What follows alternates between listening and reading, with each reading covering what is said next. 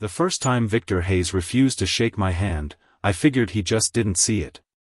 The second time, I understood it was deliberate. The third time, he looked directly at my outstretched hand, smiled like a man humoring a child, and said, "Know your place, son." That happened at 8:14 p.m. on a Thursday. By 9:30 the next morning, $2.3 billion had quietly evaporated from Hayes Global's balance sheet. And for the first time in 12 years, Victor Hayes stopped smiling when he walked into a room. Funny thing is, none of it happened because I wanted revenge. That's what people always get wrong. Revenge is emotional. Loud. Sloppy. What happened to Victor was accounting. I'd worked at Hayes Global long enough to understand the difference. The company headquarters sat in downtown Chicago, 48 floors of blue glass and controlled intimidation. Everything inside the building reflected status. Corner offices. Parking privileges. Elevator access. Even the coffee changed flavor depending on what floor you worked on. Victor loved that stuff. Guy treated hierarchy like religion. And me? I was Dylan Cooper. Senior Compliance Analyst. Windowless office on 31. No assistant. No title anybody remembered at parties. But I knew where every financial body was buried. That's the thing about compliance departments. Nobody respects you until the SEC starts asking questions. Then suddenly you're the most important guy in the building. I'd been with Hayes Global since I was 26. Started during the recession. Cheap suit, bad haircut, student loans eating me alive. Victor barely noticed me back then. Honestly, I preferred it that way. You learn more when powerful people think you're invisible. Over the years, I watched executives come and go. Loud guys mostly. Big personalities. Golf story types. Men who confused confidence with competence. Victor loved those guys. He hated quiet people. Quiet people made him nervous. Not because he thought they were smarter. Because he couldn't read them. I realized that about 4 years in. By year 8, he started taking little shots at me during meetings. Nothing obvious enough for HR. Just surgical little humiliations. "Dylan, maybe let the adults handle this. Appreciate the enthusiasm. You worry too much." Always smiling when he said it. Like we were sharing some private joke. Everyone else laughed because nobody wants to be the only person not laughing at the chairman's joke. That's corporate America. Half the room is terrified. The other half is pretending not to be. I swallowed it for years. Not because I lacked pride. Because timing matters. My wife Kayla used to tell me that patience was my superpower. She'd say it while sitting cross-legged on our kitchen counter eating cereal at midnight while I worked through spreadsheets on my laptop. "You know what your problem is?" she asked me once. "I have several. You let people mistake calm for weakness." I looked up from the screen. "Sometimes it is weakness." "Nah," she pointed her spoon at me. "Weak people need everybody to know they matter." That line stuck with me. Kayla saw people clearly. Probably because she grew up with very little tolerance for nonsense. ICU nurse. 12-hour shifts. Dark circles under her eyes half the week. She didn't care about titles. Victor would have hated her immediately.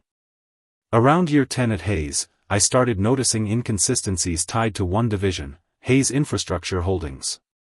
Complicated name. Deliberately complicated structure too. Offshore partnerships. Layered debt obligations. Revenue recognition timing that felt creative. Not illegal on paper. But aggressive enough to make my skin itch. I flagged it internally 3 times. 3 times, Victor shut it down. The last time, he leaned back in his leather chair during a board review and said, "Dylan, not every shadow is a fire." The room chuckled politely. I nodded like, sure, whatever. But I kept copies. That's another thing people misunderstand about quiet employees. We document everything. I wasn't building a case against Victor. At least not then. I was protecting myself. Because deep down, I knew one day this thing would crack open. And when it did, somebody low enough on the ladder would get sacrificed first. People like me. Then came Jackson Reed. New CFO. 42. Columbia MBA. Expensive watches. Talked like every sentence had already been focus grouped. Victor loved him instantly. Jackson had that polished confidence executives mistake for genius.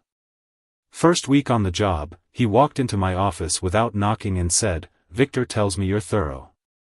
That wasn't a compliment. "I try to be accurate," I said. He smiled. "Sure. Just don't become an obstacle." There it was. The warning. I remember watching him straighten a framed diploma on my shelf while saying it. Tiny dominance move. Guys like Jackson practice that stuff. I just nodded. Again. That's the thing about patience. From the outside, it looks a lot like surrender. For almost a year, Jackson expanded the infrastructure division aggressively. Bigger leverage positions. Faster acquisitions. More debt hidden inside subsidiary structures. Stock price climbed. Board applauded. Victor strutted through the building like a king whose kingdom kept growing. Meanwhile, compliance reports started disappearing before reaching committee review. Mine specifically. Yeah. That didn't sit right. So I stopped using internal filing channels. I archived everything privately. Time-stamped records. Email copies. Audit trails. Meeting summaries. Not because I planned to expose anyone. Because I knew eventually somebody would ask what I knew and when I knew it. And I intended to survive the answer. Then came the charity gala. Black ties. Crystal chandeliers. $1 million smiles. The kind of event where rich people congratulate themselves for funding hospital wings named after themselves. Kayla hated those things. "You all dress like movie villains," she whispered as we walked inside. "She's not wrong," Ella Simmons muttered beside us. Ella was general counsel at Hayes. One of the only executives I genuinely respected. Sharp, careful, allergic to corporate theater. She'd quietly warned me months earlier. "Jackson's moving too fast," she told me over drinks one night. "Victor thinks momentum makes him untouchable. It doesn't?" She gave me a look. Nothing makes people sloppier than believing consequences are for other people. At the gala, Victor stood near the stage holding court with investors. I approached because Jackson had specifically asked me to deliver updated exposure reports before Monday morning. Professional courtesy. That's all. Victor saw me coming. I reached out my hand. He looked at it. Actually looked at it. Then at me. The smile that crossed his face was subtle enough that most people nearby probably missed it. "Know your place, son." Couple executives laughed awkwardly. My hand stayed hanging there for maybe 2 seconds too long. Not because I was embarrassed. Because I was finally certain. Certain that Victor believed nobody beneath him could ever become dangerous. That certainty ruined him. Kayla saw my face afterward while we stood near the valet line. "You okay?" "Yeah." "No, seriously." Cold wind rolled down the street between buildings. Chicago in November always feels personal somehow. I looked at the skyline and said, "I think something bad's about to happen." "To you?" I shook my head slowly. "To them." At 6:12 the next morning, my phone started vibrating. 6 missed calls. 3 emails marked urgent. 1 message from Ella. Call me immediately. I turned on CNBC while Kayla poured coffee. Hayes' global stock was halted. Anchors used words like liquidity concerns and debt exposure. I already knew. The infrastructure division had collapsed overnight after a major lending partner withdrew support following an internal disclosure review. Meaning somebody had found the hidden leverage structures. The dominoes moved fast after that. Very fast. When I arrived downtown, the building atmosphere had completely changed. No music in the lobby. No casual chatter. Just fear. Real fear. People moving too quickly while pretending they weren't panicking. Victor's executive floor looked like a hospital waiting room after bad news. Jackson Reed was shouting into a phone behind glass walls. Victor stood near the conference room staring at a financial projection screen that looked catastrophic even from across the hall. Then he saw me. Funny enough, he shook my hand that time. Hard. Too hard. Dylan, he said carefully, conference room. Now. Inside sat Ella and 3 outside attorneys. Nobody offered coffee.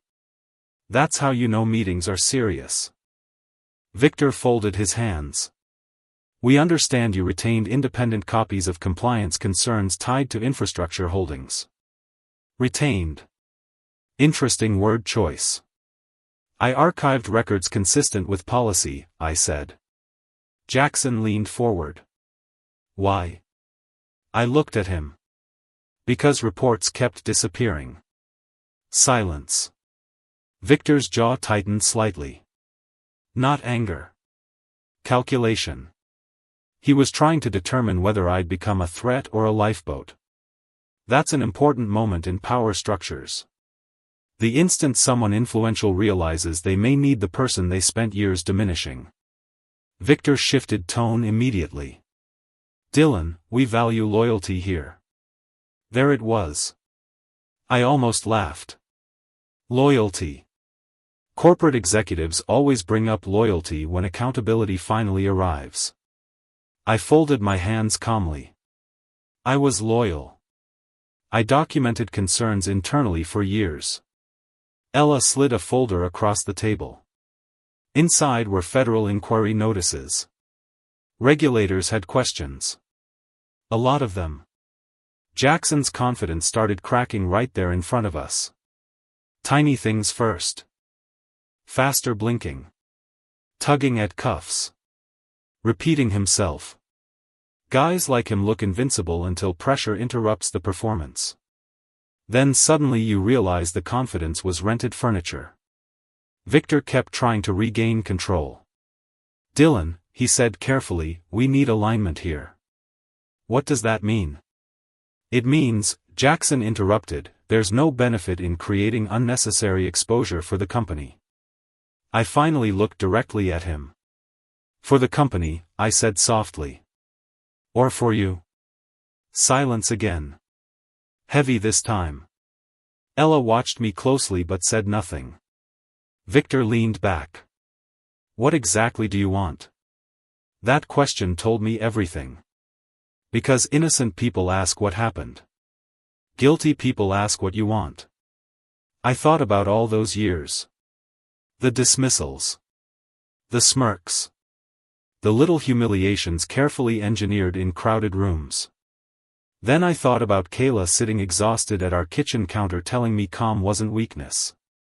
And honestly, I didn't want revenge. I wanted the truth documented correctly. That mattered more. I want full cooperation with regulators, I said. Complete disclosure. No scapegoats. Jackson scoffed. That could destroy market confidence. No, I said quietly. What destroyed market confidence already happened. Victor stared at me for a long moment. Guy finally understood the room had changed. Not because I became powerful overnight. Because his power stopped working. There's a difference. Over the next 3 weeks, everything unraveled publicly. Internal investigations. Board hearings. Financial media frenzy. Jackson resigned first. Officially for personal reasons. Unofficially because investigators found email chains tying him directly to concealed exposure strategies. Victor lasted 8 more days. Then the board forced him into retirement after shareholders threatened litigation. The strangest part? He never yelled at me again. Not once. Last time I saw him inside the building, he stood alone near the executive elevators carrying a cardboard document box himself. No assistant. No entourage. No audience. Just an old man suddenly discovering status can disappear faster than it arrives. He looked at me awkwardly. "You think you won?" he asked. I actually considered the question. Then I said, "I think you stopped listening to people who tried to protect this company." He stared at me for a second. And for the first time in 12 years, Victor Hayes didn't have a response ready. Ella became interim CEO 6 months later.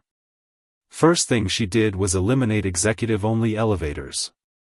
Second thing? She moved compliance directly under board oversight. Structural changes. Real ones. Turns out humiliation loses some of its power when systems stop rewarding it. One evening, long after the chaos settled, Kayla and I sat on our apartment balcony overlooking the river. Summer air. City lights reflecting off the water. Peaceful for once. "You ever regret not burning them harder?" she asked. I smiled a little. That sounds concerning coming from a nurse. I'm serious. I thought about it. About leverage. About anger. About all the moments I stayed quiet while men mistook restraint for weakness. Then I shook my head. "No," I said. "People like Victor eventually destroy themselves. The hard part is surviving long enough to watch it happen." Kayla laughed softly and leaned against my shoulder. And somewhere downtown, inside a glass tower that used to feel untouchable, they were still cleaning up the damage caused by one simple mistake. A powerful man believing respect only mattered when it flowed upward.